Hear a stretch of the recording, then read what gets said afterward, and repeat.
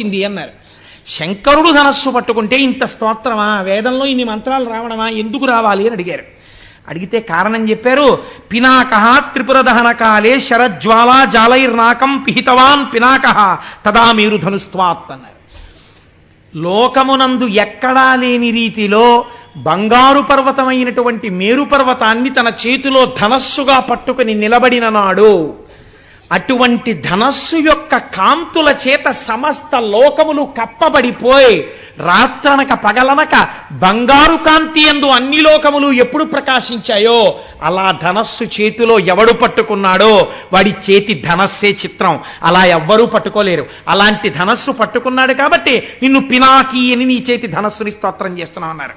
మా గురువుగారు పినాకి అన్న మాటని ఎంత అనుభవించారో తెలియదు, కానీ వారి కొడుక్కి పినాకపాణి అని పేరు పెట్టుకున్నారు. కాబట్టి ఇన్ని విషయాల్ని సమన్వయం చేస్తూ మనకి పెద్దలన్నారు, ఆయన చేతిలో ఉన్న ధనస్సుని ఇన్ని రకములుగా ఉద్ధరించగలదు. కాబట్టి ఆ ధనస్సుని చూడడం, ఆ ధనస్సు గురించి చెప్పిన రుద్రాన్ని పారాయణ చెయ్యడం, ఆ రుద్రంతో అభిషేకం జరుగుతుంటే చక్క ప్రశాంతంగా కూర్చుని వినడం, అది ఇది కాదు, నీకు చేతనైతే చక్కగా నువ్వే కూర్చుని చదువుకుని మురిసిపోవడం నేర్చుకో. అందులో నిజంగానండి అనువాకాలు పెడతాయి. ఒకానొకప్పుడైతే మేము ఒక సంకల్పం చేశాం, అసలు ఆ రుద్రానికి ప్రతి అనువాకానికి వ్యాఖ్యానం చేద్దాం, ప్రతి అనువాకం మీద ఉపన్యాసం చెప్దాం అని చెప్పి అనుకున్నాను. కానీ అది శివమహాపురాణంగా వచ్చింది. ఏమో ఈశ్వరుడు ఎప్పటికైనా కోరిక తీరిస్తే నేను ధన్యుణ్ణవుతాను. అందుచేత అటువంటి ధనస్సు చేత పట్టుకున్నటువంటి వాడు శంకరుడు. ఇప్పుడు ఇవాళ మనం కేవలం ఈ విషయాన్ని స్పృశించి ఈ విషయాన్ని మనం మాట్లాడుకుంటూ ఉండగా మీరు వినడము చేత ఎన్ని కోట్ల జన్మలలో అనుభవించవలసిన పాపరాశి దగ్ధమైపోయి ఉంటుందో మీకు తెలియదు, తెలియనక్కర్లేదు కూడా. కానీ ఆ ఫలితం అలా వచ్చేస్తుంది అంతే. ఎందుకని అంటే మీరు అటువంటి దర్శనం, అటువంటి మాటలు విన్నారు. వినడం చేత దాని ఫలితం అలా వచ్చి తీరుతుంది. కాబట్టి శివో మహేశ్వర శంభు పినాకీ శశిశేఖర, ఆయన్ని శశిశేఖర అని పిలిచారు. శశకం అంటే కుందేలు, అది దూకుతుంది, దూకే స్వభావం ఉన్నది. దూకే స్వభావం ఉన్నది కాలము. ఈ కాలము దూకుతుంది అని ఎందుకంటారంటే మీరు చూడండి, సుఖము చేత కాలము దూకేస్తుంది. భోగి పండక్కి కూతురు అల్లుడు మనవలు వస్తున్నారనుకున్నప్పుడు రిటైర్ అయిపోయిన ఆయనకి ఎంతకీ భోగి రానట్టు అనిపిస్తుంది. ఇంకా రేపే భోగనగా అస్తమానం లేచి కళ్ళజోడెట్టుకుని గడియారం చూసుకుంటాడు, గౌతమి వచ్చే టైం అయిపోతుందని. మీరు కాకినాడ టౌన్ స్టేషన్లో చూడండి ఎంతమంది పెద్దవాళ్ళు ఉంటారో. ఆ కూతుళ్ళని కౌగలించేసుకుని అల్లుళ్ళని గౌరవించేసి ఆ మనవల్ని చేత్తో పట్టుకుని తాతగారండి తాతగారండి అంటుంటే వాళ్ళని ఆటోలు ఎక్కించుకుని కార్లు ఎక్కించుకుని వెళ్ళిపోయి ఆ మనవలతో ఆడుకుని కనుమ వస్తుంది, అంతే కళ్ళ నీళ్లు ప్రారంభం. ఎందుకని వెళ్ళిపోతుంది కూతురు అల్లుడును. ఏమిటో వచ్చిందనుకున్నంతసేపు పట్లేదు, ఇట్టి అయిపోయింది, భోగి నుంచి కనుమకు వచ్చేసామంటాడు. దూకేసింది కాలం సుఖంలో కదండి.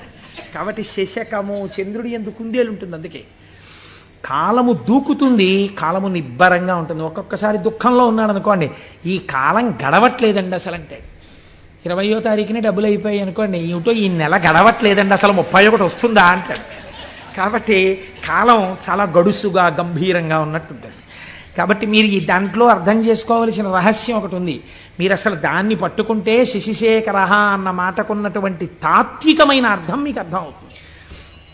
ఈ కాలమునందు మీకేమొస్తోంది, ఇప్పుడు నేను చెప్పిన 2 ఉదాహరణల్లో మీకేమర్థమైంది?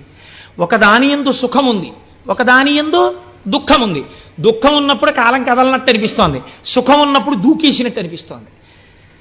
దూకేసినట్టు కనపడిన కాలాన్ని, దూకనట్టు కనపడిన కాలాన్ని మీరు వైదిక సమన్వయం చేస్తే క్యాలెండర్లు, డేట్లు, జనవరిలు, ఫిబ్రవరిలు పక్కన పెట్టేయండి, అది మన సంప్రదాయం కాదు. మీరు రోజు చెప్పేటప్పుడు కాలాన్ని ఎలా చెప్తారు? శ్రీ వ్యయనామ సంవత్సరే ఉత్తరాయణే శిశిర ఋతువు మాఘమాసే శుక్లపక్షే పంచమ్యాం వాసర భౌమవాసరే శుభనక్షత్రే శుభయోగ శుభకరణయే వంగుడి విశేష విశిష్టాయాం శుభరిదౌ శ్రీమాన్ శ్రీమతః అని చెప్తున్నారా లేదా? ఈ తిథులు ఎలా వస్తున్నాయి? శుక్లపక్షే అని చెప్తున్నారా? శుక్లపక్షం దేనివల్ల వస్తుంది? చంద్రుడి యొక్క కళలు వృద్ధి పొందితే శుక్లపక్షం వస్తుంది. చంద్రుడి యొక్క కళలు జారిపోతే కృష్ణపక్షం వస్తుంది. ఒక శుక్లపక్షం ఓ కృష్ణపక్షం వస్తే ఓ నెల వస్తోంది. అలా కొన్ని నెలలు కలిస్తే ఓ సంవత్సరం వస్తోంది, కొన్ని సంవత్సరాలు కలిస్తే ఓ పుష్కరం వస్తోంది. ఇలా మీకు ఆధారం ఏమిటి? చంద్రుడి యొక్క కళలు దిగడం పెరగడం. చంద్రుడి కళలు దిగడం పెరగడం ఏదో ఒక కళలోంచి రావాలి కదా. ఆ కళలోంచి పెరుగుతున్న కళలు, ఈ వెళ్ళిపోతున్న కళలు మళ్ళీ ఆ కళలోకి వెళ్ళిపోవాలి కదా. అటువంటి శాశ్వతమైన చంద్రకళ ఏది ఉందో అది పార్వతీ పరమేశ్వరుల యొక్క కిరీటముల మీద ఉంటుంది. ఇప్పుడు ఈ కాలాన్ని మీరు దేని పెట్టి కొలుస్తున్నారో ఈ కాలమంతా ఆయన కిరీటం మీద ఒక ఆభరణం అయి ఉంది. కాలం ఆయనకి ఆభరణము, మీరు కాలమునకు వశులు. ఎంత తేడా వచ్చింది చూడండి. కాలమునకు వశులైన మిమ్మల్ని కాలాతీతుల్ని చేసి తనతో సమానమైన వాడిగా చేసుకోగలడు. ఇది శశిశేఖర. అసలు నిజమైన తాత్వికమైన అర్థం అది. ఎవరు ఆయన పాదములు పట్టుకుంటున్నారో అటువంటి వాడికి జ్ఞానమిచ్చి కాలాతీతుణ్ణి చేసి మళ్ళీ పుట్టవలసిన అవసరం లేకుండా ఇదే చిట్ట చివరి మరణము. ఎందుకని? ఇక మళ్ళీ మరణం లేదు, ఎందుకంటే పుట్టుక లేదు. కాబట్టి ఈ స్థితికి పెంచగలడు. కాలము ఆభరణముగా ఉన్నవాడని చెప్పడానికే చంద్రరేఖని పొంది ఉంటాడు. మోక్షం ఇయ్యగలిగిన వాడని చెప్పడమే చంద్రరేఖని ధరించి ఉండడం. ఇదే శశిశేఖర. అసలు తాత్వికమైన రహస్యం అది, శశిశేఖర అన్న మాటకి. సరే, కానీ మనం అంటాం సోమనాథలింగము అన్న విషయాన్ని ప్రస్తావన చేస్తాం. కానీ ఇది కూడా పరమ సత్యం, లేకపోతే జ్యోతిర్లింగం రాదుగా. మీరు చూడండి, మళ్ళీ ఇక్కడ ఒక చిత్రమైన మాట ఉందండి. శివ సంబంధమైన విషయాల్లో కొన్ని ఆశ్చర్యకరమైన మాటలు ఉంటాయి. మీరు కంచిలో ఉండేటటువంటి లింగం దగ్గరికి వెళ్ళి ఇది జ్యోతిర్లింగము అని మీరు అన్నారనుకోండి, శాస్త్రం అంగీకరించద్దండి. దాన్ని ఏమంటారంటే అష్టమూర్తుల యందు అది ఒక లింగము, పృథివీలింగము అని పిలుస్తారు. పంచభూత లింగాల్లో అదొకటి. అలాగే కాళహస్తి పెడితే అది వాయులింగం, అది జ్యోతిర్లింగం కాదు. అలాగే మీరు జంబుకేశ్వరం పెడితే జలలింగం, అది జ్యోతిర్లింగం కాదు. కానీ మీరు కొన్ని లింగాలు ఉన్నాయి, వాటిని జ్యోతిర్లింగములని పిలుస్తారు. చాలా జాగ్రత్తగా మీరు పట్టుకునే ప్రయత్నం చేయండి. శశిశేఖర అన్న దాని తత్వంలోంచి జ్యోతిర్లింగం అని పిలిచినప్పుడు మీరు ఒక స్తోత్రం చదువుతుంటారు సాధారణంగా. మీకు అందరికీ నోటికొచ్చది. సౌరాష్ట్రే సోమనాథంచ శ్రీశైలే మల్లికార్జునం ఉజ్జయిన్యాం మహాకాళం ఓంకారం అమలేశ్వరం అని ఆ శ్లోకం అంతా చెప్పి ఆ చిట్ట చివర మనం ఓ మాట చెప్తుంటాం, ఏతాని ద్వాదశ లింగాని అని స్వయం ప్రాతర్పటేన్నర అంటాం. ఇది ద్వాదశ జ్యోతిర్లింగ స్తోత్రము అని పిలుస్తాం. ఈ 12 మీరు జ్యోతిర్లింగములు అని పిలుస్తున్నారు కదండి. జ్యోతిర్లింగము అని పిలిచినప్పుడు లింగము జ్యోతి, ఈ 12 చోట్ల ఏముండాలి? న్యాయంగా దీపం ఉండాలి, జ్యోతి ఉండాలి. కానీ మీరు సౌరాష్ట్రం వెళ్ళారనుకోండి, సోమనాథ క్షేత్రానికి వెళ్ళారనుకోండి, అక్కడ మీకు దీపం కనపడుతోందా, శివలింగం కనపడుతోందా? శివలింగమే కనపడుతోంది. శ్రీశైలే మల్లికార్జునం, మీరు శ్రీశైలం వెళ్ళారనుకోండి, శ్రీశైలంలో మల్లికార్జున లింగం కనపడుతోందా, జ్యోతి కనపడుతోందా? లింగమే కనపడుతోంది. మరి మీరు ఈ 12 జ్యోతిర్లింగాలనడానికి, ఈ 12 జ్యోతిర్లింగాలంటే మిగిలిన కంచి ఇలాంటి చోట ఉన్న లింగాలు వీటికన్నా తేడాగా ఏమైనా ఉన్నాయా? మరి వాటిని జ్యోతిర్లింగాలను మీరు ఎందుకన్నారు? ఈ 12 ఎందుకు జ్యోతిర్లింగాలంటారు? ఏమైనా కారణం ఉందా? అలా ఎందుకు పిలుస్తారు అంటే దీన్ని రుద్రానికి ఉన్నటువంటి ప్రార్థన గజ్జె ఎందు చెప్పారు. ఆపాతాల నభస్థలంత భువన బ్రహ్మాండమా విస్ఫురత్ జ్యోతిస్ఫాటికలింగమౌళి విలసత్పూర్ణేందు వాంతామృతై అస్తోకాప్లుతమేకమీశమనిశం రుద్రానువాకాన్ జపన్ ధ్యాయేత్ ఈప్సిత సిద్ధయే అన్నారు. ధ్యాయేత్, మీరు ఆ లింగము దగ్గరికి వెళ్ళి అడిగినప్పుడు ఇహమునందు కావలసిన సౌఖ్యము నుండి మోక్షము వరకు ఏదైనా ఇవ్వగలిగిన పరబ్రహ్మస్వరూపంగా శివలింగం ఉన్నది. మీకు దొంగో చీకట్లో తెలియలేదనుకోండి, దీపం పెట్టి చూడాలి, స్పష్టంగా తెలుస్తుంది. దీపాన్ని చూడడానికి ఇంకో దీపం అక్కర్లేదు, దీపమే అంతే. ఇంకా జ్యోతియే ప్రధానము స్పష్టతకు. ఈ లోకమునందు జ్ఞానము పొందాలన్నా ఝాయేత్ ఈప్సిత సిద్ధయే. నాకు మోక్షం కాదండి, ఏదో వ్యాధి తగ్గాలి, ఆల్ రైట్ తగ్గిపోతుంది. నీకు ఆ పూనికుంటే 3 ఏదో ఉద్యోగం రావాలి, వచ్చేస్తుంది నీకు. అందుకేనండి ఎవరైనా కష్టాల్లో ఉంటే దక్షారామం వెళ్ళమంటారు. 40 రోజులు 41 రోజులు దక్షారామంలో వెళ్ళి దర్శనం చేసుకోవాయా అంటారు. దక్షారామం భోగక్షేత్రం, అది ఎటువంటి భోగాన్నైనా ఇచ్చేస్తుంది మనిషికి, ఎటువంటి కోరికైనా తీర్చేస్తుంది. కాబట్టి జ్యోతిర్లింగము అంటే జాయేత ఈప్సిత సిద్ధయే. మీరు వెళ్ళి అలా చూసిన దాన్ని మళ్ళీ ఇక్కడ స్మరించి కూర్చున్నారనుకోండి, ఇది ప్రధానం. జాయేత్ చూసి కూర్చుని మళ్ళీ ఇక్కడ ఒక్కసారి స్మరిస్తే ఈప్సిత సిద్ధయే, మీ కోరిక తీరుతుంది. వేదం మీకు అభయం ఇచ్చింది. కాబట్టి కోరిక తీర్చడం దగ్గర నుంచి మోక్షం ఇవ్వడం వరకు చెయ్యగలిగినటువంటి శివలింగములు ఏమున్నాయో అవి జ్యోతిర్లింగములు. అటువంటి జ్యోతిర్లింగములు స్వయంభూ. అవి ఒకరు ప్రతిష్ఠ చేసినవి కావు. ఈశ్వరుడు చిత్ర విచిత్రమైన పరిస్థితుల్లో అలా వచ్చాడు. అలా ఎందుకు వచ్చాడు అన్నదాన్ని మనం రెండుగా చెప్తాం శాస్త్రంలో. ఎలా చెప్తామంటే, ఒకటి స్థల పురాణము అంటాం. ఇది ఎందుకు వింటామంటే, మీరు సోమనాథం వెళ్ళారనుకోండి, అయితే శ్రీశైలం వెళ్ళారనుకోండి, శ్రీశైలం వెళ్ళి మల్లికార్జున లింగాన్ని దర్శనం చేసేసుకుని వచ్చేసారనుకోండి, ఒక స్థాయిలో గొప్పదేది. కానీ ఏమడుగుతామంటే, అయ్యా ఒక్కసారి దీని స్థల పురాణం చెప్పండి మాకు అని అడుగుతాం. అంటే ఎందుకు వచ్చిందో ఆ లింగం చెప్తారు. గుడిలోకి వెళ్ళిన తరువాత దర్శనం చేసుకున్నప్పుడు వినేటటువంటి స్థల పురాణమే మీరు జ్యోతిర్లింగముల యొక్క ఆవిర్భావ చరిత్రగా పురాణాంతర్గతముగా వింటే ద్విగుణీకృతమైనటువంటి ఫలితాన్ని దర్శనం చేసి ధ్యానం చేసిన ఫలితం ఎంతదో అంత ఫలితాన్ని ఇస్తుంది. ఇప్పుడు 12 జ్యోతిర్లింగాల్ని శివమహాపురాణాంతర్గతంగా మీరు విన్నారనుకోండి, అందుకు తీసుకొస్తారు. ఇప్పుడు మీకు ఏ ఫలితం వేస్తారంటే, మీరు ఈ దేశములో ఉన్న 12 జ్యోతిర్లింగాల్ని సశాస్త్రీయంగా ఎలా దర్శనం చెయ్యాలో అలా దర్శనం చేసేసినటువంటి ఫలితాన్ని మీ ఖాతాలో వేసేస్తారు. కనుక పురాణంలోకి వీటిని తీసుకొస్తారు. కాబట్టి ఇప్పుడు శశిశేఖర సోమనాథ జ్యోతిర్లింగము వదిలిపెట్టేయచ్చా? వదిలిపెట్టకూడదు, స్మరించాలి. ఎందుకు వచ్చిందో చెప్పుకోవాలి. ఒకసారి చెప్పుకుంటే ఏమవుతుంది? మీరు ఇక్కడ స్మరిస్తున్నారు దాని కథని. అది స్మరించడం చేత స్వయంభూ అయినటువంటి పరమాత్మ ప్రసన్నుడై, మీరు అది వింటున్నప్పుడు మీకు తెలియకుండానే మీరు ఆ సోమనాథ క్షేత్రం ఇలా ఉంటుంది అని మనస్సు అక్కడికి వెళ్ళిపోతుంది. అది వింటారు. జాయేత్ ధ్యానం చేసింది. మామూలుగా అయితే క్షణం చేస్తుంది, ఇప్పుడు ఒక అరగంట చేస్తుంది. అపారమైనటువంటి ఫలితాన్ని ఇచ్చేస్తుంది. అలా 12 జ్యోతిర్లింగాలు విన్నారనుకోండి, ఏమవుతుంది? అందుకని పురాణ శ్రవణం చెయ్యి అంటారు. ఇప్పుడు విన్నవాడికి ఏమవుతుంది? 12 జ్యోతిర్లింగాల దర్శనం చేసవచ్చే ఫలితం ఏదో అది వాడి ఖాతాలో వేసేస్తారు. అందుకే పూర్వం అందరూ వెళ్ళలేరని ప్రత్యేకంగా మన వాళ్ళు వెర్రివాళ్ళై పురాణం చెప్పించలేదండి. ఒక ఆయన్ని పట్టుకు తెచ్చుకుని, అయ్యా మాకు పురాణం చెప్పండి అంటే ఆయన ఓ పుస్తకం పెట్టుకుని చక్కగా చదువుతుంటే, ఆయన చెప్తుంటే భక్తి శ్రద్ధలతో అలా వినేవారు. ఇది ఇలా ఉంటుందా అండి, దీనికి హేతు ఉంటుందా అండి అని అడిగేవారు కాదు. శ్రద్ధ అలా ఉంటుంది, ఈశ్వరుడు స్వతంత్రుడు, అలా చెయ్యగలడు, వాళ్ళకి ఆ విశ్వాసంతో వినేవారు. అందుకే 80 ఏళ్ళు రానివ్వండి, చక్కగా మోకాళ్ళు నొప్పి లేదు, బీపీ లేదు, షుగర్ లేదు, కళ్ళజోడు లేదు, ఇనప రాయల్లే ఉండేవారు. ఇంత పప్పు అన్నం, ఇంత చారుడు నెయ్యి, ఇంత ఆవకాయ కలుపుకొని శుభ్రంగా తినేసి త్రేయించి వెళ్ళిపోయేవారు. ఎందుకు ఉండేదంటే వాళ్ళకి భగవంతుడి మీద విశ్వాసం లోపల జఠరాగ్నిగా ఉండేది. మనకు అన్నీ వేలువిరుపులే. అలా ఉంటుందా అండి? నీకు ఆకలి ఉండదు, అనుమానం సంశయాత్మ వినశ్యతి. కాబట్టి చూడండి, శశిశేఖర అన్న నామాన్ని వ్యాఖ్యానం చేస్తూ అంటారు, దక్ష ప్రజాపతికి 27 మంది కుమార్తెలు. ఆ 27 మంది కుమార్తెలే 27 నక్షత్రాలు, అశ్విని, భరణి, కృత్తిక, రోహిణి. వీళ్ళు ఈ 27 నక్షత్రాల్ని తీసుకెళ్లి చంద్రుడికిచ్చి వివాహం చేశాడు.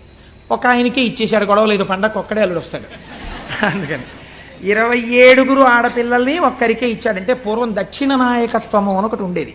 మీరు నన్ను క్షమించండి, నేను పురాణాంతర్గతంగా ఇలాంటి మాట అనకూడదని అండం ఎందుకు అంటున్నాను, ఒక దక్షిణ నాయకత్వాన్ని సమర్థించడానికి. అనుకోండి, విజయనగర సామ్రాజ్యాన్ని పరిపాలించినటువంటి రామరాయల వారు అప్పుడప్పుడు ఏదైనా ఊరిడితే ఆ ఊళ్ళో తరణిపోలిన పిల్లలు కనపడుతుండేవారట. దక్షిణ నాయకత్వం అంటే అలా ఉండేది. అంతమంది భార్యలతో ఉండేవారు. దశరథ మహారాజు గారికి 365 మంది భార్యలు ఉండేవారు. అలా పూర్వం ఆ దక్షిణ నాయకత్వం ఉండేది. అందుకని 27 ఆడపిల్లల్ని ఒక్క ఆయనకి ఇచ్చేసాడు ఆయన. ఈ 27 మంది భార్యలతో చంద్రుడు పాణిగ్రహణం చేసిన వాడు ఏం చెయ్యాలి? చక్కగా సంతోషంగా 27 మందితోటి కలిసిమెలిసి ఉండాలి. ఏదో ఒక ఆయన తాను రోజు పడక గదిలోకి వెళ్ళి చూసినట్టు, దానివల్ల గొడవలు వస్తున్నట్టు నువ్వు అలా ప్రవర్తించకని బుద్ధి చెప్పాడు వెంకటేశ్వర స్వామి వారికి. శ్రీదేవి వంకకు చిలిపిగా చూడకు, అలమేలు మంగకు అలకరానీయకు, ముద్దు సతులిద్దరిని ఇరువైపులా చేర్చి ఏ గొడవ లేకుండా హాయిగా నిదురపో శేషశైలావాస శ్రీ వెంకటేశ. ఆయన ఎలా పడుకోవాలో భార్యలతో ఎలా సర్దుకోవాలో ఈయన పాఠం చెప్పి అలా నిద్రపోమని చెప్పాడు. అదో విచిత్రం. అంటే భావన చేత స్వేచ్ఛ కలిగి తన్మయత్వంతో పాడుకున్నటువంటి వాడికి హద్దెక్కడుందండి? కాబట్టి ఆయన అలా దర్శనం చేయగలిగాడు. అంటే ఆయన ఎప్పుడో ఈయన అలా చూడడం, ఆవిడ కొంచెం కోపడ్డం అవి ఆయన చూశాడనమాట. అందుకని నువ్వు అలా అనవసరంగా గొడవలు తెచ్చుకోక, పొద్దున్నే ఒక అమ్మవారు చిన్నబుచ్చుకుంటే మాకు కష్టంగా ఉంటుంది, ఇద్దరిని సమానంగా చూస్తూ పడుకో అన్నాడు ఆయన. అది ఎంత బుద్ధి చెప్పాడో సార్, ఎంత స్వాతంత్రం అండి. నాకు అలాంటి పాటలు వినపండి అప్పుడు చాలా ఆనందంగా ఉంటుంటుంది. కాబట్టి సరే, ఇప్పుడు నేను దేని గురించి ప్రస్తావన చేయాలనుకుంటున్నానంటే 27 కన్యలతోటి భార్యలతోటి చంద్రుడు సంతోషంగా సమానంగా ఉండాలి. కానీ ఇక్కడ నేను ఒక్క మాట అంటే మీరు మరోలా అనుకోకండి. చంద్రుడి చరిత్ర ఎందొక దోషం ఉంది. ఏమా దోషము? మీకు దేవీ భాగవతంలో మొదటి కదా అదే. ఇప్పుడు నేను దాన్ని ప్రస్తావన చేస్తే దానికి మళ్ళీ వివరణ చేయాలంటే మహాప్రభావం 3 రోజులు పడుతుంది. ఎందుకు వచ్చిన గొడవ? అందుకని. కానీ ఆయన కొంచెం తొందరపడిపోవడం, యుక్తాయుక్త విచక్షణ లేకుండా ఏ స్త్రీ పట్ల అలా ప్రవర్తించడం మహాపాతకమని శాస్త్రం చెప్పిందో అలాంటి వాళ్లతో రమించడం కూడా చంద్రుడి చరిత్రలో ఒకచో ఉన్నది. దాని విశేషార్థం పక్కన పెట్టండి, మామూలుగా చరిత్ర యందు ఉన్నది. కాబట్టి ఈ అలవాటుకి ఫలితం ఎక్కడో రావాలి, ఎదర రావడానికి కావలసినట్టుగా బుద్ధి కర్మానుసారిని నడిపించాలి. అందుకు నడిపిస్తోంది అసలు యథార్థం. ఇది శివుడు ఇస్తున్నటువంటి ఆ ధనస్సులోంచి వస్తున్నటువంటి పాప ఫలితం. మీరు అలా సమన్వయం చేసుకోండి. ఇప్పుడు ఎంత అందంగా వస్తుందో అది. ఇప్పుడు ఆయన ఏం చేశాడు? మళ్ళీ ఆయనకి 27 మందిలో రోహిణి ఒక్కత్తి బాగా నచ్చింది కాబట్టి ఆ రోహిణితోనే కాలం గడిపేవాడు. ఇది సహజంగా మిగిలిన 26 మందికి కూడా చాలా బాధ కలిగింది. 27 స్వీకరించిన వాడు 27 సమానంగా ఉండాలి, కానీ ఒక్క రోహిణితోనే ఉంటున్నాడు. వాళ్ళు ఎంత బాధతో మాట్లాడారో తెలుసా అండి? తండ్రి గారి దగ్గరికి వెళ్ళి, నేను అన్ని పద్యాలు చెప్తూ కూర్చుంటే 42 రోజులు ఏంటి, ఆయన చెప్పినట్టు సంవత్సరం అయిపోతుందో ఏమిటో గొడవ అని బెంగెట్టుకుని 1-2 పద్యాలు మాత్రమే చెప్తున్నాను. అందరి నేల ఇట్లు జలజారికి నిచ్చితివి, ఒక్క రోహిణీ సుందరినిచ్చి నన్మిగుల సొంపుగా నుండెడిది, ఎక్కడేని మాకుందక భర్త చిక్కకయే గొడ్డైపోవునో పృథ్వీ. తండ్రి, ఈ వందురు ఎట్లు పాయుదుము వల్లభు కొల్విటు చెందుమాకి కన్నని అడిగారు. ఎంత కష్టంతో కూడుకున్న మాట అడిగారో చూడండి. నాన్నగారండి, మీరు ఎందుకు ఈ తప్పు చేశారండి? మా 27 మందిలో ఒకవేళ రోహిణియే అందగత్తేమో, రోహిణిని ఒక్కదాన్ని చంద్రుడికిచ్చి అంత చందమామ లాంటి మొగుడు రావాలంటారు కదా, చందమామ లాంటి మొగుడిని పొందడానికి మేము అర్హులం కావేమో, అంత అందగత్తెలం కాదేమో, అందుకేనేమో రోహిణి మీద ఉన్న ప్రీతి మా మీద లేదు. అంత అందమైన కూతురుతో పాటు అందం లేని మమ్మల్ని కూడా ఎందుకు ఇచ్చారు నాన్నగారు? కన్యాదానంలో మీ బాధ్యత అయిపోతుందని ఇచ్చారా? మాకు తగిన భర్తలు, మేము ఎంత పనికి మాలిన వాళ్ళమైనా మాకు తగిన భర్తలు పృథివీలో ఉండరా? గొడ్డుపోయిందా నాన్నగారు లోకం? ఎవరిని తెచ్చి మాకు పెళ్లి చేస్తే మేము సంతోషించకపోదు అండి. భర్త యొక్క మనస్సు చూరగొనని మా జన్మ మాకెంత బాధగా ఉందో తెలుసా నాన్నగారు? ఎంత గొప్పగా మాట్లాడారండి వాళ్ళు, ఎంత అందమైన పద్యం పడిపోయిందో చూడండి. నాన్నగారండి, గొడ్డుపోయిందా లోకం? మమ్మల్ని ఎందుకు ఇచ్చారు నాన్నగారు? చంద్రుడికి 27 మందిని, ఒక్కతే అందంగా ఉంది, అందమైన రోహిణితో ఆయన ఉంటున్నాడు. అసలు మా జన్మలో మేము భర్త గారితో కలిసి ఉండి భర్త గారు మా వల్ల సంతోషపడ్డారన్న రోజు మా జీవితంలో మేము చూస్తామా నాన్నగారు అన్నారు. దీనికి వాళ్ళు చేసిన పాపం ఏమిటండి? తండ్రి మనస్సు ఈ మాట విన్నప్పుడు ఎంత కుందుతుంది. కాబట్టి ఆయన చరచరాలేసి, అసలే దక్ష ప్రజాపతి ఎదర వీరభద్ర విజయం వస్తుంది కదా, గబగబా పంచ పైకి పట్టుకుని చంద్రలోకానికి వెళ్ళాడు. ఆయన అల్లుడు గారు ఎదురొచ్చారు, తీసుకొచ్చారు, కూర్చోబెట్టారు. కూర్చోబెట్టిన తర్వాత, అబ్బాయి నీ పరిస్థితి అంతా బాగోలేదయ్యా, నీకు 27 పిల్లలు ఇచ్చాను. ఇచ్చినప్పుడు చక్కగా మామయ్యగారండి బాగున్నారండి, చక్కగా ఉంటుందండి, మీరు వచ్చినప్పుడు ఎంత సంతోషంగా ఉంటారో చూద్దురుగానండి అన్నావు. నీ మీద అప్పుడే పితూరీలు ప్రారంభమయ్యాయి. ఒక్క రోహిణితో ఉంటున్నావుట. ఇలా ఉండడానికి వీల్లేదు. 27 పిల్లల కంటి వెంట నీళ్లు రాకూడదు, అందరినీ సమానంగా చూస్తావా? అసలు దక్ష ప్రజాపతి తప్పకుండా మామయ్యగారండి అన్నాడు. అయిపోయింది. అమ్మా నేను చెప్పానమ్మా, ఇంకా మీకేమి ఇబ్బంది ఉండదు, ఈ మాట మీరు సంక్రాంతికి వచ్చినప్పుడు సంతోషంగా వస్తారు అని వెళ్ళిపోయాడు దక్ష ప్రజాపతి. అంటే నిజంగా సంక్రాంతి అనుకోకండి, నేను ఒక మాట అన్నానంతే. ఇప్పుడు వెళ్ళిపోయిన తర్వాత మళ్ళీ ఎవరో వచ్చి చెప్పారు, పాప 26 అలాగే ఏడుస్తున్నారండి, మీ అల్లుడి గారి ప్రవర్తనలో ఏమీ మార్పు లేదు, ఎక్కడ చూసినా రోహిణితోటే ఉంటాడు. మిగిలిన 26 మంది జోలికి ఎప్పుడూ వెళ్ళడు. పాపం ఓసారి మీరు చెప్పారు, ఆయన వినడు. ఏమిటో వాళ్ళ బతుకు అంతేనా అన్నారు. అనేటప్పటికి ఇప్పుడు ఆయనకి ఎందుకు కోపం వచ్చిందంటే నా మాట వినలేదని కోపం వచ్చింది. ఆయన ఎటువంటి ఆలోచన వచ్చిందో చూడండి. ఆ కోపంలో క్షయవ్యాధి ఉన్నటువంటి వాడికి తొందరగా దగ్గరగా వెళ్ళడానికి, ఆ ఉచ్ఛ్వాస నిశ్వాసలని లోపలికి పీల్చడానికి, వారి నోటి ఎంగిలిని తన నోటిలోకి తీసుకోవడానికి ఎవరు ఇష్టపడరు. ఎందుకంటే వీళ్ళకి క్షయ వస్తుందని. కాబట్టి ఆయన అన్నాడు, నీ విశృంఖలత్వానికి నేను అడ్డు వేస్తాను, కాబట్టి నువ్వు క్షయవ్యాధి పీడితుడవగుదువుగాక. ఆయన ఉద్దేశం ఏమిటి? పూర్వం సంతోషపడినట్టు రోహిణి కూడా నీ దగ్గరికి రానివ్వదు, క్షయ వచ్చింది కాబట్టి. ఇప్పుడు శుశ్రూష చేయడానికి భార్యలని మాత్రం మిగిలిన వాళ్ళని పిలుస్తావు, నీ బతుకు బయటెడుతుందన్నాడు. క్రోధంలో అదుపు తప్పిన మాట వచ్చేసింది మామగారు నోటి వెంట. వచ్చి నువ్వు క్షయవ్యాధి పీడితుడు వగుదువుగాక అన్నాడు. ఈయనకి క్షయవ్యాధి వచ్చింది, కానీ దేవతలందరికీ భోజనాలు పోయి ఉపవాసాలు చేసి న్యూరోబియాన్ ఇంజక్షన్లు చేయించుకోవాల్సి వచ్చింది. వాళ్ళందరూ నీరసపడిపోయారు. ఇదేమిటండి, చంద్రుడికి క్షయవ్యాధి వస్తే దేవతలకు నీరసం రావడం ఎందుకు అంటే ఇక్కడ ఒక పెద్ద మర్మం ఉంది. చంద్రుడు బాగా ప్రకాశిస్తే ఆయన యొక్క అనుగ్రహం చేత ఓషధులు ప్రకాశిస్తాయి. ఓషధులు బాగా ప్రకాశిస్తే ఆ ఓషధులతో కూడినటువంటి ద్రవ్యములతో యజ్ఞం చెయ్యాలి. ఈ యజ్ఞంలో ఓషధుల్ని కూడా వేస్తే ఈ హవిస్సులు దేవతలు తీసుకుంటారు. దేవతలు తీసుకుని వాళ్ళ ఆకలి తీరితే వాళ్ళకు మనకు మంగళములను ఇస్తారు. దేవతలకి హవిస్సులు లేవు, లోకాలకి మంగళాలు లేవు. ఇటు వీళ్ళు మాడిపోయారు, అటు వాళ్ళు మాడిపోయారు. ఎందుకు వచ్చింది ఇదంతా? చంద్రుడికి క్షయవ్యాధి వచ్చింది. కాబట్టి ఇప్పుడు ఇది ఎవరి సమస్య అయి కూర్చుంది? చంద్రుడి వ్యక్తిగత సమస్య కాదు, అన్ని లోకాల సమస్య. ఎంత చిత్రంగా పరిగణించిందో చూడండి విషయం. ఇప్పుడు వీళ్ళందరూ మాట్లాడుకున్నారు. అత్రి మహర్షిని పిలిచారు.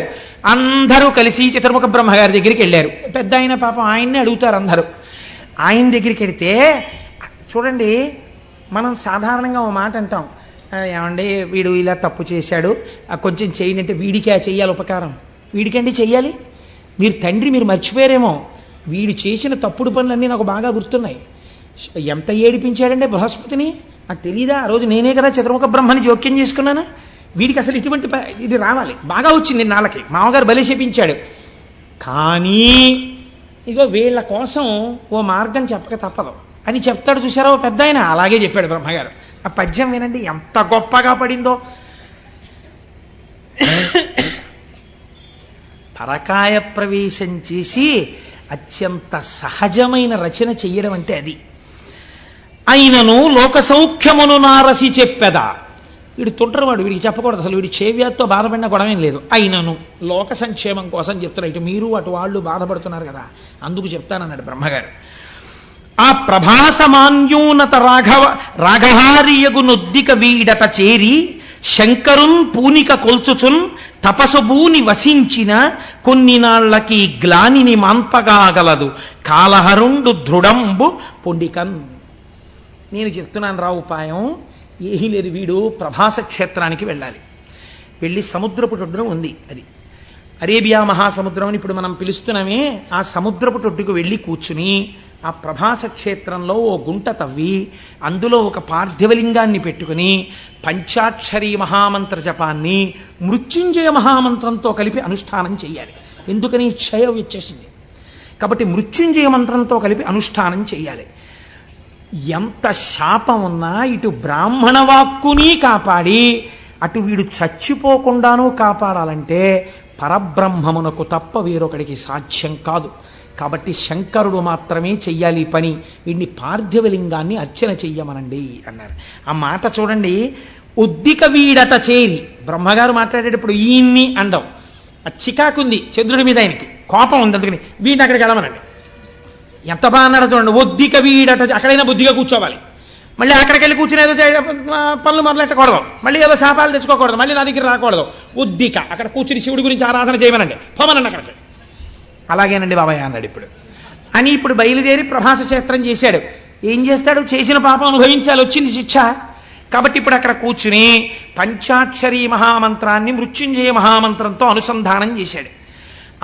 ఇది ప్రసన్నుడు అంటే ఎవడు వ్యాధినిచ్చాడో వాడే శివాశర వ్యాయాతవతయానో రుద్రమృడయా రక్షించాలి.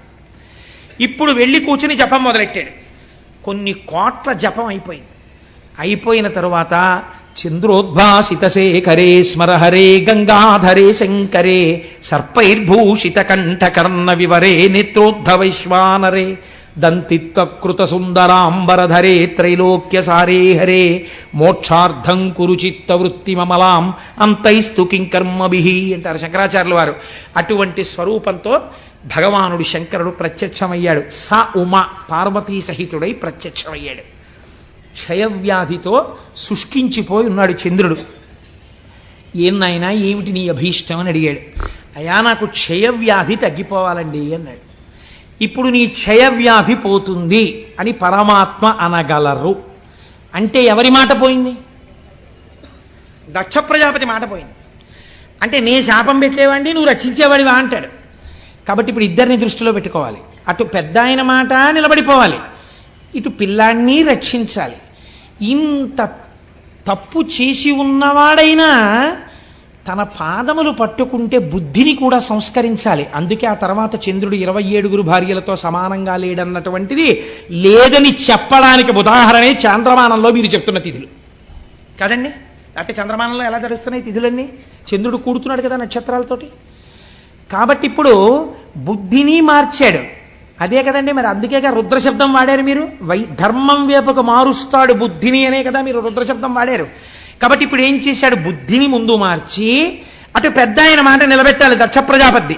కాబట్టి అన్నాడు నీకు క్షయ ఉంటుంది కానీ 15 రోజులు క్షీణిస్తావు, 15 రోజులు వృద్ధి పొందుతుంటావు. కాబట్టి ఇంకా క్షయ పూర్తిగా లేదు కాబట్టి నశించిపోవు, ఎప్పుడూ హాయిగా ఉంటావు. సరికదా పిల్లాడా, ఎప్పుడైనా ఎవరైనా నీ పాత కథలు తలుచుకోకుండా నువ్వు పూర్తిగా ఇప్పుడు గొప్పవాడివయ్యావు, నీ చరిత్రే మారిపోయింది, నువ్వు సద్బుద్ధున్నవాడివి, నా చేత అనుగ్రహింపబడిన వాడివని తెలుసుకోవడానికి నాతో కలిపి నీ దర్శనం చెయ్యడానికి నా పేరే నీతో కలుపుకుంటాను, చంద్రశేఖర అని పిలిపించుకుంటానని ఆ చంద్రుణ్ణి చేసి నెత్తిన పెట్టుకున్నాడు. ఏమి ఔదార్యమూర్తి అండి పరమాత్మ. ఇది ఆయన కారుణ్యం అంటే.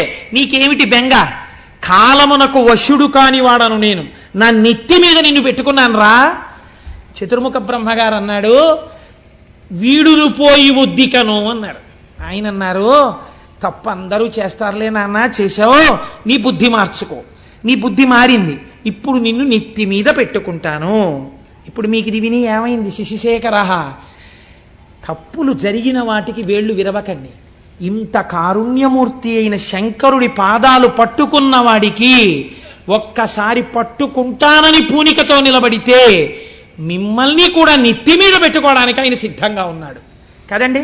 అందుకని శశిశేఖర, అందుకని నెత్తి మీద చంద్రుణ్ణి పెట్టుకున్నవాడా అని ఈయన్ని పిలవలసి వచ్చింది. ఆయన క్షయవ్యాధి పోయింది, చాంద్రమానం వచ్చింది. ఇప్పుడు ఈ చంద్రుడు పార్వతీదేవికి గొప్ప భక్తుడయ్యాడు.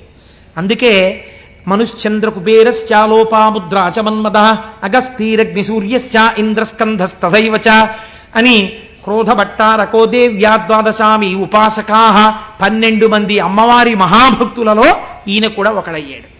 అయితే ఇక్కడ ఒక చిత్రం జరిగింది.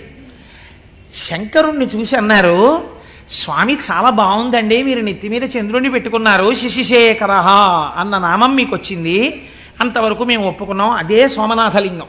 స ఉమ నాథుడు ఒక అర్థం. అంటే పార్వతీదేవి పక్కన ఉన్నటువంటి కారుణ్యమూర్తి,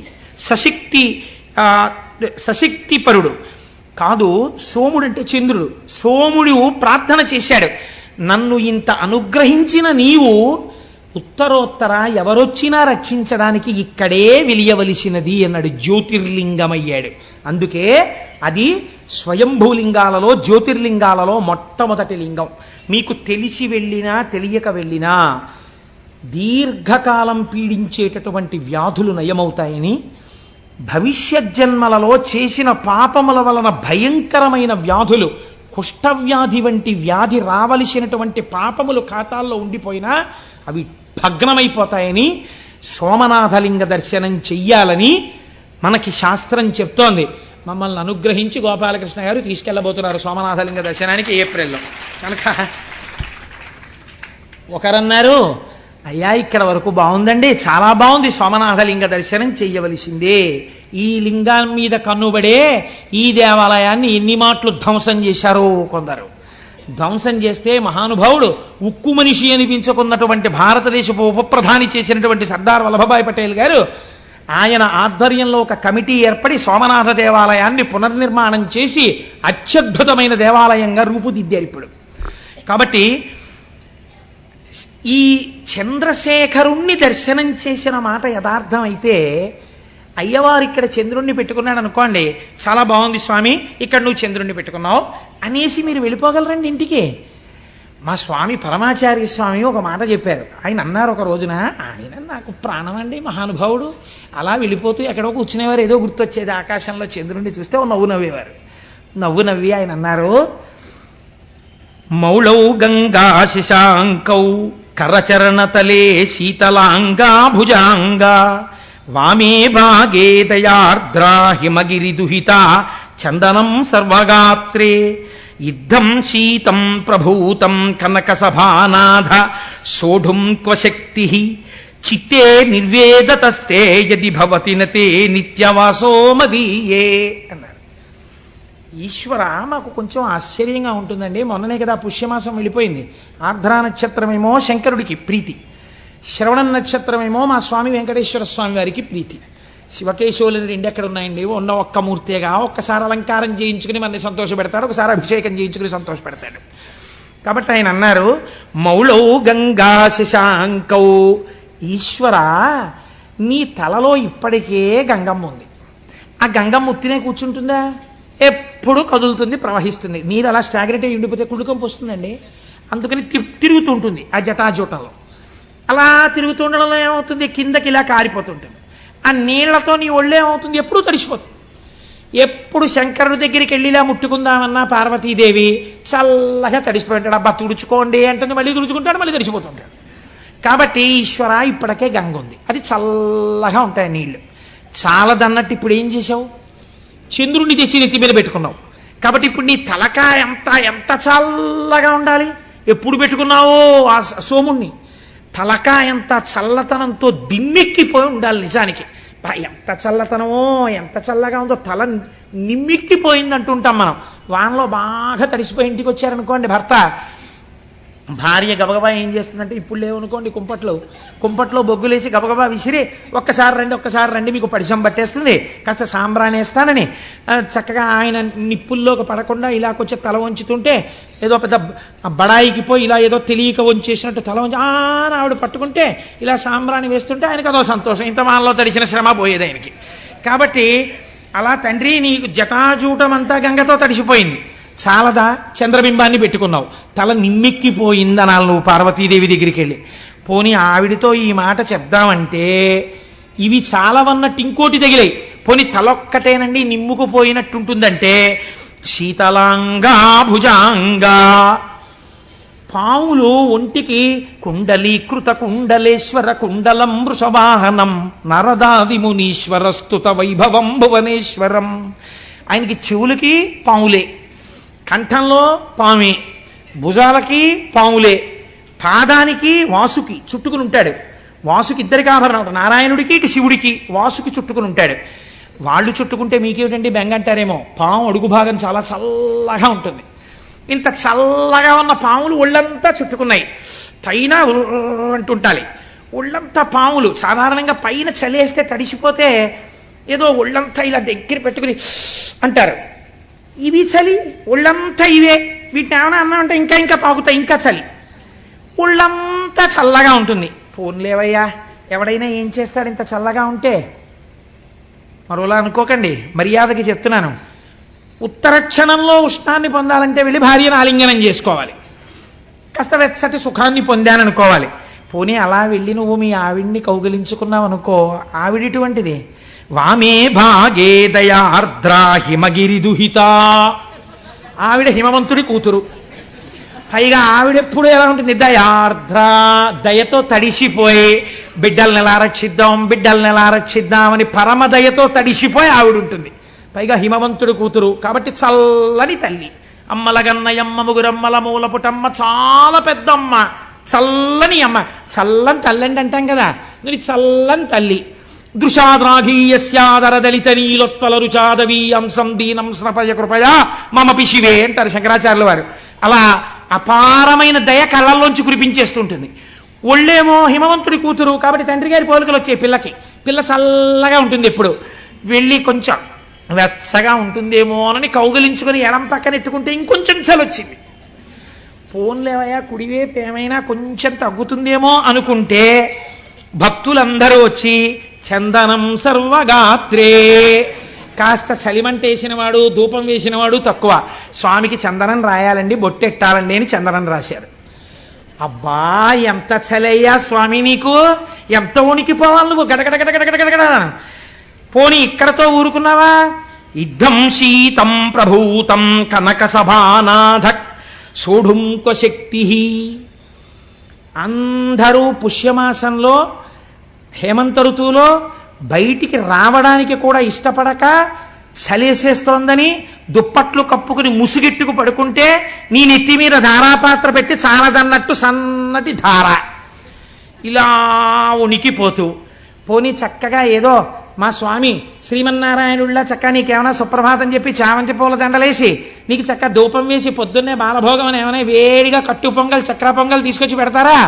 నీకు అభిషేకాలు మొదలెడతారు పొద్దున్నే. పాపం నీకు పూజ ఎప్పుడు, నీకు అలంకారం ఎప్పుడు 11 అయ్యాక. తెల్లారకట వీళ్ళందరికీ మాత్రం స్వెట్టర్లు వేసుకుంటారు, మంకీ క్యాప్లు పెట్టుకుంటారు, గుళ్ళోకి వస్తారు. వీళ్ళు మాత్రం తలకో చెంబు నీళ్లు పట్టుకొచ్చి నీ మీద పోసేస్తుంటారు. అయ్యయ్యో ఈశ్వరా ఎంత చలయ్యా నీకు పరమాత్మ. సోఢుంక శక్తి, ఇంత చల్లగా ఉందే నీ పరిస్థితి, ఎలా తట్టుకుంటున్నావయ్యా వణకకుండా అని వెంటనే అన్నారు. నాకు అర్థమైంది ఎందుకు నీకు శక్తి వచ్చిందో తెలుసా? చిత్తే నిర్వేదతస్తే యది భవతి నతే నిత్యవాసో మదీయే. ఎప్పుడు ఆశలతో కోరికలతో ఏడుస్తూ దుఃఖంతో అటు పరిగెడుతూ ఇటు పరిగెడుతూ వేడెక్కిపోయిన నా హృదయంలో కూర్చుని కూర్చుని ఈ వేడి తగిలి ఇంత చల్లతనానికి సరిపోలేదు, అందుకే ఇంత చల్లవన్నీ పెట్టుకున్నాం అన్నారు. ఎంతటి కారుణ్యమూర్తివయ్యా శశిశేఖర. చంద్రశేఖరుడిగా కూడా ఇక్కడ కూర్చోవడం వల్ల ఇంత చల్లతనం నీకు సరిపోలా, వేడెక్కిపోయావు మా చిత్తముల యందుండేటటువంటి సెగకి. కాబట్టి మేము ఇటువంటి వాళ్ళం తండ్రి, మా మనస్సులు ఎలా చల్లబడతాయి? నువ్వు ఒక్కసారి కారుణ్యంతో ఇలా చూడు, శశిశేఖర అని చెప్పుకున్నాం కదా, మా మనస్సులు చల్లబడేటట్టుగా మమ్మల్ని అనుగ్రహించు అని అద్భుతమైనటువంటి శ్లోకాన్ని శశిశేఖర శబ్దానికి అనుసంధానం చేస్తారు. సరే ఇవాళ ఇక్కడ వరకు చెప్పాను. దీని తర్వాత ప్రస్తావన చేస్తే కష్టం కనుక 8:30 అయింది కనుక రేపటి రోజున రేపు ఒక పరమాద్భుతమైన, ఎలాగో మొదలు పెట్టేశాను కాబట్టి ఓ పని చేస్తాను, ఇంకిక్కడి నుంచి వరుసగా మీకు 12 జ్యోతిర్లింగ దర్శనం, రేపటి నుంచి వరుసగా జ్యోతిర్లింగాలు పెడతాను కనుక రేపు శ్రీశైల మల్లికార్జునుడు మన రాష్ట్రమే.